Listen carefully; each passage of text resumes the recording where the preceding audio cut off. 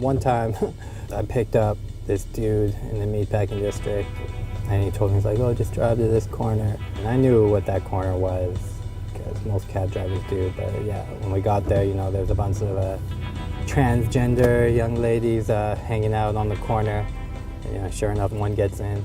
He closes the partition. He's like, yo, just drive uptown.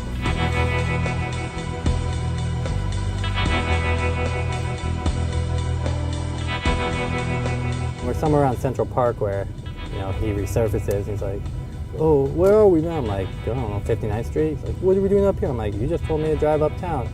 And so he's like, all right, man, we gotta stop at the bank though, because I need to get cash. The lady was like, you don't have enough cash for me? What? He's like, no, just stop at the bank. So I pulled over to an ATM, and she got out first. He kind of like put his legs up and kicked her. He's like, yo, drive. That tranny became a real strong dude all of a sudden, leaning in the window and like throwing blows, and they were punching each other, and he grabbed her wig off, dude. She was like chasing after the cab, and he's like, I got her wig. And felt bad for her though, he stiffed her. No pun intended. And that was crazy. Nice.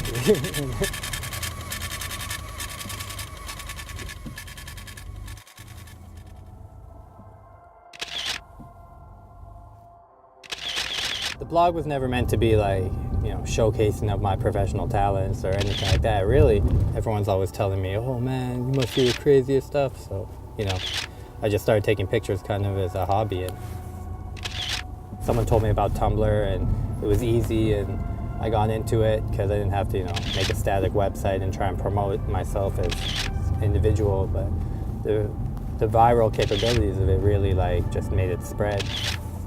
I don't try and take cheesy postcard pics. I try to give people a glimpse of, New York City that is actually happening, not the one, that's been filtered for mass consumption. The feedback I've got has been really positive. I can tell how much this city means to people all over the world, people that have lived here, and the people who dream of the city, to the little kids in their small towns who have big city dreams. I decided to start driving a cab when I graduated film school in 2006. On the eve before the worst economic recession since the Great Depression kind of killed the indie film investment market. Getting your cab license, you always have a flexible way to go out and make money, that you can make your own schedule. You don't have to worry about losing your job. And really, you can just cater it to your lifestyle, whatever you're trying to get accomplished. Right now, I'm in school. I'm finishing up my MBA. I have bartended before, but I figured if I'm going to deal with drunk people, I might as well at least be sitting down.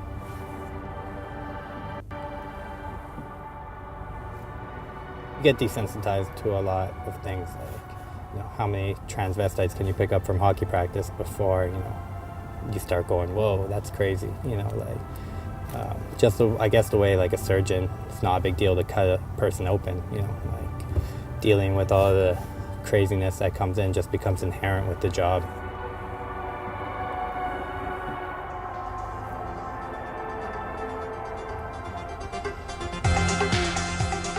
A lot of people think all cab drivers are not American or whatever, but they're actually most American, the way I see it. They'll sacrifice and they'll bust their ass on these streets, and their kids will be going to Stanford or something, by the time they're grandparents. They'll be a modern day success story.